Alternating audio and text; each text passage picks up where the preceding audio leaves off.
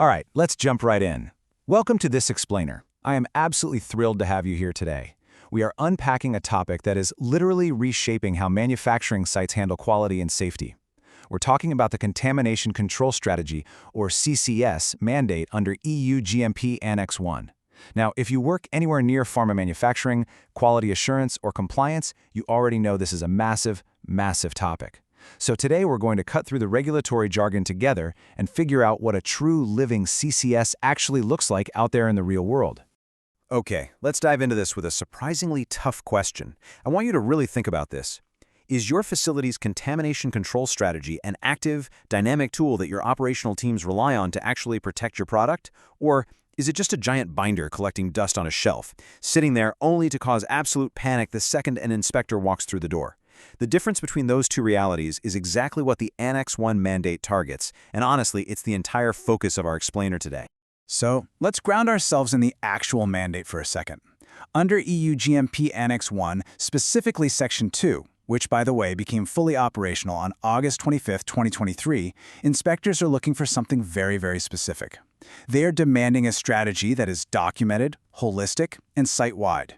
It absolutely must define your critical control points and assess their effectiveness. And you know, what really caught my eye in the source material is their definition of documented.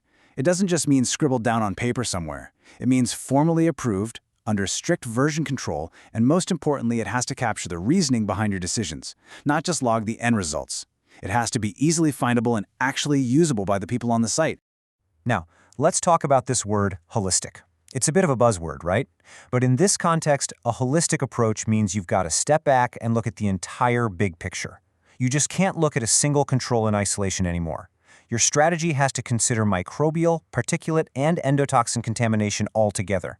You really have to see how these elements interact across the whole facility. Why? Because individual, disconnected controls, no matter how robust they might seem on their own, are simply not enough to guarantee safety. The real assurance? That comes from how they work together as a totally united front.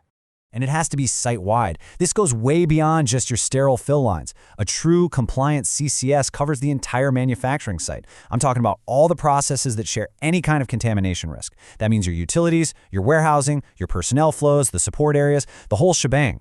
Process-level assessments are great for sure, but they aren't the finish line. They have to feed up into a comprehensive site-wide strategy. You can't just lock down a single cleanroom, cross your fingers, and call it a day. Now pay attention here, because just as important as knowing what the mandate says is understanding what it does not say. It is so easy to misinterpret the guidance. First off, Annex 1 does not promise or assume zero risk. Risk is inherent. That's literally why we need a strategy to control it in the first place.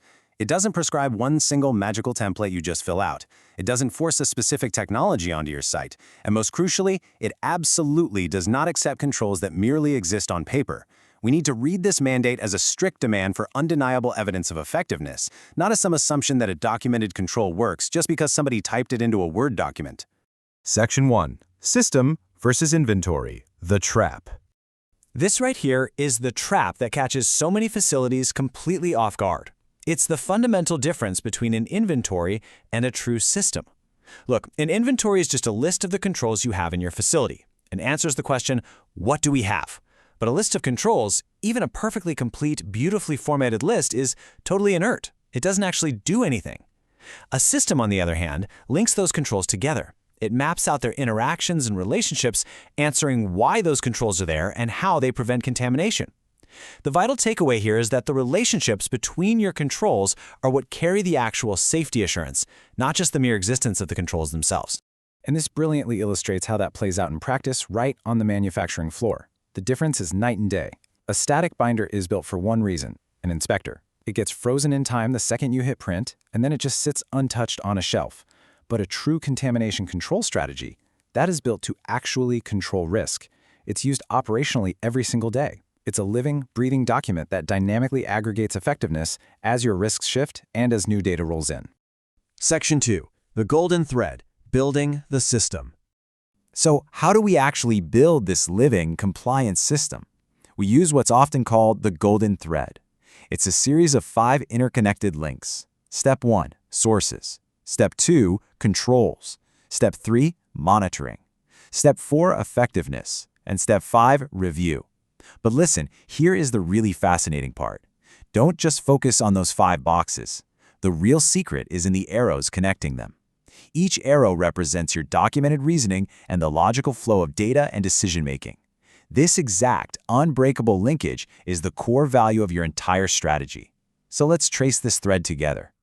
Okay, link 1 is sources. This is where you identify exactly where contamination could possibly arise. We are talking about microbial, particulate, and endotoxin risks coming from your personnel, air, water, materials, or your equipment. But here is the catch, and it's a big one. These sources must be identified systematically through formal quality risk management. You can't just guess at them or write down what you've always assumed out of habit. And that flows directly into link 2, controls. For every single source you just identified, you have to implement engineering, procedural, or organizational controls to mitigate it. Again, this is driven by quality risk management, not just defaulting to standard industry practices. Every single control in your facility has to be traceable backward to the specific contamination source it was designed to manage. Think about it. If you have a control without a source, why is it even taking up space? And if you have a source without a control, well, that is a massive, massive compliance gap. Once those controls are locked in, we follow the arrow straight to link 3, monitoring. You need to use environmental monitoring, aseptic process simulations, utility data, and bioburden data to actively watch those specific controls. You aren't just hoarding data for the sake of it, right? You are deliberately choosing monitoring points to detect potential control failures, and you're feeding that critical data right into the next link in the chain. Section 3, the missing link, assessing effectiveness. Now, this next part is arguably the single most common failure point inspectors find. Let's do a quick thought experiment together. Imagine a site has a remarkably thorough document. It describes every single control in agonizing, perfect detail. However, there is absolutely no analysis anywhere of whether these controls actually work. Based on the Annex 1 mandate we just talked about, what's the fatal flaw here? So, the crucial point is, effectiveness must be assessed, not just assumed.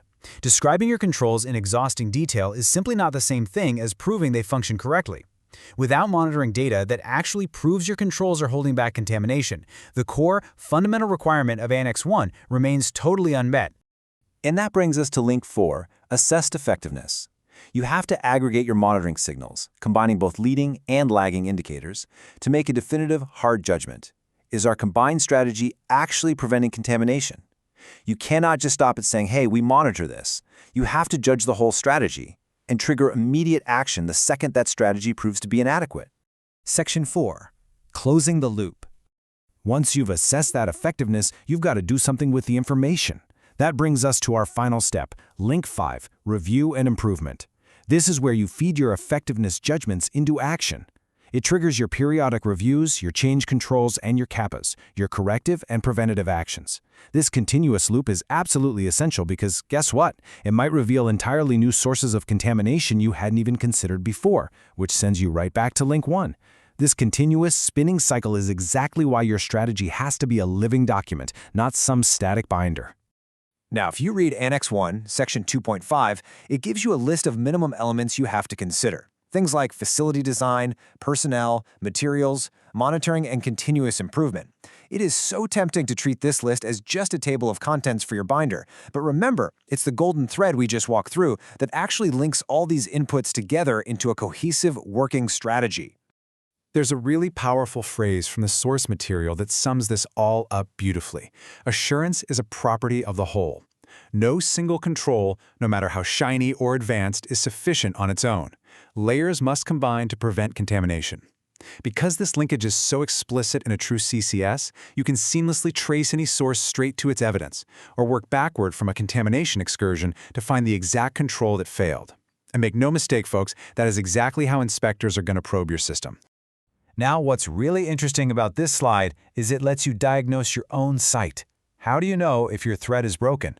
Well, watch out for these symptoms. If your CCS just has one section per element with 0 crosslinks, if you have 0 traceability from source to control, or if you just collect mountains of monitoring data but never actually judge its effectiveness, well, then your thread is broken. You've just got an inventory, not a system. We have covered a lot of ground today, from unpacking the core mandate of Annex 1 to weaving that golden thread. I want to leave you with this final, provocative thought. Go look at your site's documentation tomorrow. Ask yourself, is your golden thread fully connected? Tracing clearly from source to control to monitoring to proven effectiveness? Or is it finally time to tear down that dusty binder and completely rebuild? Thank you so much for joining me on this explainer. I really hope this helped you unpack the real story behind Annex 1.